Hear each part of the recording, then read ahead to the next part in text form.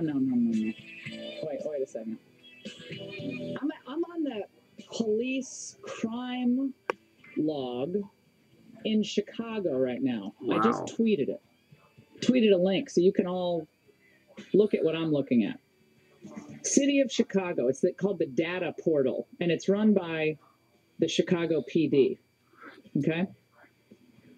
You can look at each homicide and where it occurred, what address it occurred at between Jan 2009, when the president was inaugurated, till December 31st of 2012. Wow. Okay? This list is disturbing. On this broadcast, we spent more time, on this show, we spent more time talking about the hideous violence in Chicago, much of it black on black violence, which black community leaders have been talking about in Chicago. Faith-based leaders, some local political leaders, others around the country, and this show, during an election year, got no play. None. Zero. But suddenly, on the cusp of a potential gun control compromise, Michelle Obama just happens to pop up in Chicago and starts to make some push about how Hadia, the girl who went to her inauguration, who then was killed by another horrific act of violence in Chicago, now it's an issue because she went to your inauguration? Why wasn't it an issue before? You know why it wasn't an issue before? Because there was no political gain to be had from the issue during a campaign year. Because then someone could ask, excuse me, sir, excuse me, madam, how often have you addressed this hideous violence in Chicago? And again, the lion's share of it, sadly, in the most underprivileged communities, and sadly, the majority of these killings are black on black killings. You didn't see Jesse Jackson doing squat over the past 4 years.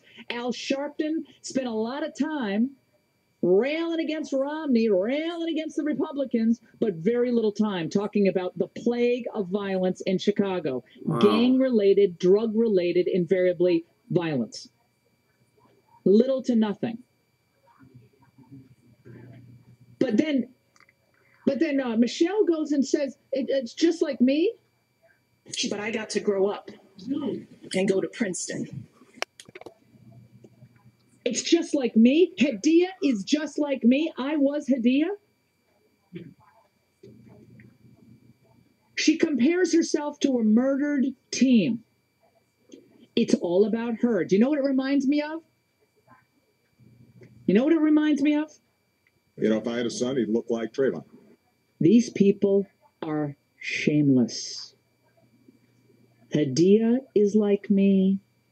If I had a son, he'd look like Trayvon. He'd look like Trayvon. It doesn't even make sense. It doesn't even make sense. It is the crassest, most cynical style of politics in the United States. And if you think these people really care, they really care about what's happening in Chicago or in South Central LA or in the worst parts of the worst neighborhoods in Houston or San Antonio, then they would have been talking about it when it wasn't to their political advantage. This is agenda-driven politics at its worst.